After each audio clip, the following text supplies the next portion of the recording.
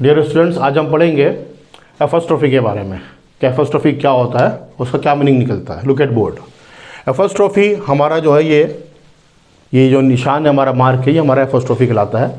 ये एक पंक्चुएशन का मार्क है और इसके बुनियादी 3 मकसद होते हैं जो एपोस्ट्रोफी के। वो क्या है देखते हैं हम। अक्सर जो उसका मीनिंग आता है वो का की के में ही निकलता है। पोजीशन बताने के लिए, यानी कि किसी का हक या किसी की मिल्कियत बताने के लिए हम एपोस्ट्रोफी का इस्तेमाल करते हैं। कैसे करते हैं वो हम आपको भी इसी तरीके से समझाते हैं। देखिए, सिंगल नाउन की मिल्कियत बताने के लिए, यानी कि जहाँ पर एक है, एक पर्सन है, एक सिंगल आदमी है, जो भी इसे सिंगल है उसकी मिल्कियत बतानी है तो एपोस्ट्रोफी का इस्तेमाल कैसे होगा। This is Hamid's book. ये हामिद की किताब है, यानी कि हामिद के साथ हमने एपोस्ट्रोफी एस लगाया तो मीनिंग हुआ हामिद की। ठीक है, हामिद की किताब है तो ये इसकी वजह से मीनिंग क्या हुआ, का की के। हमारा हामिद पेन होता तो हामिद का हो जाता, हामिद टॉयज तो हामिद के हो जाता, हामिद के खिलौने। तो एपोस्ट्रोफी एस जो है वो मिल्कियत बता रहा है। दैट इज चाइल्ड्स टॉय, यानी कि दूर एक खिलौना है, वो बच्चे का खिलौना है, बच्चे का। देखिए, चाइल्ड्स कॉमा एस, ये आपका एपोस्ट्रोफी एस बच्चे का खिलौना है। और दिस इज अल्मास बुक। यहां पर मैंने अल्मास में पहले से एस आ रहा है नाम में, तो मैंने सिर्फ एपोस्ट्रोफी है इसका सिर्फ मार्क लगाया है। एपोस्ट्रोफी का जो मार्क है वो उन जगहों पर आता है सिर्फ जहां पर एस पहले से हो, वहां पर हमें एपोस्ट्रोफी के साथ एस लगाने की जरूरत नहीं होती। अगर हम लगाएंगे तो हमारा सेंटेंस वर्ड जो हमारा गलत हो जाएगा। तो दिस इज अल्मास बुक, यानी कि ये अल्मास की किताब है। ये हमारा जो एपोस्ट्रोफी का जो निशान है, मार्क है, यही हमारा पूरा इसका काम करेगा, काकी के का। अगर मैं इसको इस तरीके से लिख देता मिसाल के तौर पर, इस तरीके से अल्मास बुक, तो ये मेरा जो वर्ड है ये मेरा गलत होता है, ये गलत हो जाएगा क्योंकि ऑलरेडी एस मौजूद है किसी वर्ड में। तो वहां हमें सिर्फ एपोस्ट्रोफी का जो सिर्फ मार्क लगाना है, उसका निशान लगाना है, उसके आगे हमें एस लगाने की जरूरत नहीं है। आई थिंक समझ में आ रहा होगा आपके, वही हमारा पूरा मीनिंग करेगा। आगे देखते हैं।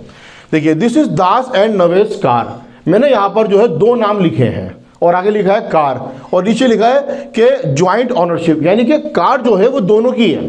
जब 2 लोगों की या 2 से ज़्यादा लोग हो, उसमें अगर मिल्कियत हो और आइटम एक हो, आइटम एक हो, ध्यान से सुनिए, आइटम एक हो, तो जो लास्ट में जो नाम आता है सिर्फ उसके साथ आएगा, बस एपोस्ट्रोफी एस, सिर्फ लास्ट वाले नाम के साथ। दिस इज दास एंड नवेश कार, यानी कि ये दास और नवेद की कार है। जो कार है वो दोनों की है, तो मैंने दास के साथ एपोस्ट्रोफी नहीं लगाया। ठीक है, या किसी और का नाम होता, जैसे कि मतलब यार मैं दिस इज इमरान एंड नवेश कार, जब भी आगे जो नाम है उसी के अंदर हमारा एपोस्ट्रोफी एस आता, क्योंकि दोनों एक आइटम के मालिक है। अब दोनों की जो कार है वो अलग अलग हो जाए, अब दोनों में आएगा। देखें, these are Das and Navesh cars. अच्छा, दास में तो ऑलरेडी एस है ना, इसलिए मैंने सिर्फ एपोस्ट्रोफी का निशान लगाया।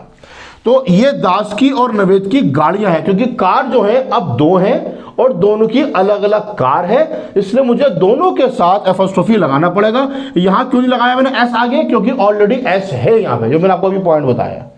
दोबारा नीचे एक लिखा है मैंने, देखिए, इब्राहिम्स एंड मोहन्स हाउसेस, यानी कि जो मकान है, जो मकान है, 2 मकान है, एक इब्राहिम का है, एक मोहन का है। तो क्या आएगा, इब्राहिम्स एंड मोहन्स हाउसेस, यानी कि इब्राहिम का और मोहन का मकान अलग अलग है, एक मकान नहीं, अलग अलग है। अगर इन दोनों का एक मकान होगा तो फिर मैं इस तरीके से लिखूंगा। देखें, इब्राहिम एंड मोहन्स, मैंने जो एपोस्ट्रोफी एस लगाया सिर्फ मोहन के साथ लगाया, इब्राहिम के साथ नहीं लगाया। क्यों? क्योंकि इन दोनों का एक मकान है, एक ज्वाइंट इस तरीके से। इब्राहिम एंड मोहन हाउस, ये इब्राहिम का और मोहन का, ये दोनों का घर है, इन दोनों का, तो दोनों ज्वाइंट है। अगर सेपरेट है, अलग अलग है दोनों का, तो इस तरीके से। समझ में आ रहा होगा आपके, अलग अलग है तो हाउसेस ज्यादा होगा दोनों के। ठीक है, तो Ibrahim and Mohan's houses, I think समझ में आ रहा है आपके। यानी कि अगर दोनों की मिल्कियत अलग अलग है तो दोनों के साथ आएगा। अगर एक की मिल्कियत, यानी कि दोनों की मिल्कियत एक है, तो सिर्फ जो लास्ट में आपका जो नाउन है उस नाउन के साथ लगाओगे बस आप, और कुछ नहीं। आगे देखें, प्लुरल फॉर्म, यानी कि प्लुरल जो नाउन है उसकी मिल्कियत बतानी है। जैसे बच्चे बहुत सारे हैं, तो बच्चे बहुत सारे आप बोलेंगे चिल्ड्रन, तो चिल्ड्रन के साथ फिर आप एपोस्ट्रोफी एस लगाओगे। दिस इज चिल्ड्रंस हाउस, यानी कि एक मकान है, आपने कहा ये बच्चों का घर है, ये बच्चों का घर है। तो चिल्ड्रंस, यानी कि चिल्ड्रंस में क्या कहा मैंने, चिल्ड्रंस बोला है। क्यों, क्योंकि चिल्ड्रन के बाद एपोस्ट्रोफी एस है। अगर इस तरीके से मैं लिखूं, बहुत सारे लोग कहते हैं चिल्ड्रंस, तो ये तो गलत है, क्योंकि चाइल्ड एक होता है और चिल्ड्रन ज़्यादा होते हैं। चिल्ड्रन में अगर साथ में एस लाएंगे तो कभी आएगा नहीं, गलत हो जाएगा। चिल्ड्रन में अगर एस आया तो एपोस्ट्रोफी एस आएगा और मीनिंग होगा का की के, ये बच्चों का घर है। ठीक है, जैसे पेरेंट्स हैं तो पेरेंट्स माता पिता का कमरा, तो हम बोलेंगे पेरेंट्स, एस ऑलरेडी है इसके अंदर, पेरेंट्स हमने लगाया। ठीक है, सिंगल पेरेंट की बात नहीं कर रहे हम, दोनों पेरेंट्स की बात कर रहे हैं। तो इस तरीके से ये यहाँ पर हम जो है पेरेंट्स, क्योंकि पेरेंट्स हमने वर्ड बोला एक, माता पिता दोनों के लिए, तो माता पिता का कमरा, अब्बू अम्मी का कमरा, तो पेरेंट्स रूम, तो पेरेंट्स में एस लगा हुआ है तो आगे हम सिर्फ एपोस्ट्रोफी लगाएंगे। एस अगर पहले से मौजूद है, भले वो प्लूरल में हो या सिंगुलर में हो। देखिए मैंस, मैन बहुत सारे होते हैं, MAN मैन एक आदमी, MEN मैन ज्यादा आदमी, तो एक आदमी का होगा तो मैन के पास एपोस्ट्रोफी एस, ज्यादा आदमी का होगा तब भी एपोस्ट्रोफी। मैंस क्लोज, आदमियों के कपड़े, जी बिल्कुल, मैंस क्लोज आदमियों के कपड़े, क्योंकि मैन ज्यादा है, हम बोले मैंस इस तरीके से, तो ये हमारा गलत है। ठीक है, तो मैंस क्लोज इस तरह आएगा।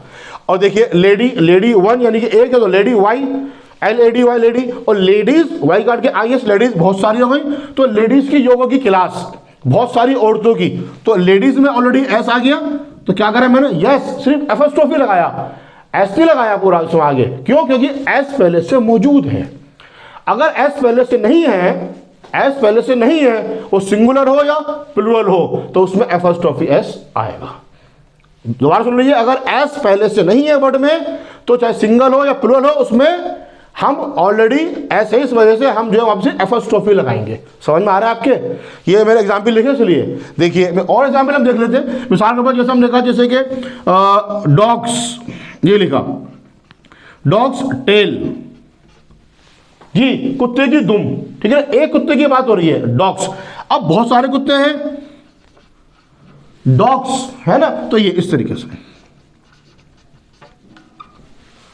बहुत सारे कुत्ते तो बहुत सारी दुम होंगी, तो डॉग्स टेल्स, कुत्तों की दुम, इस तरीके से आएगा। यानी कि अगर प्लूरल है, अगर प्लूरल है वर्ड, उसमें एस आ रहा है, तो एपोस्ट्रोफी एस नहीं लगाइए मिलकियत बताने के लिए, वरना गलत हो जाएगा, सिर्फ एपोस्ट्रोफी का मार्क आएगा। बिल्कुल सही समझा आपने। अब जैसे बहुत सारे वर्ड ऐसे होते हैं, अगर सिंगल है फिर भी एस आ रहा है, जैसे सीजर्स, कैची।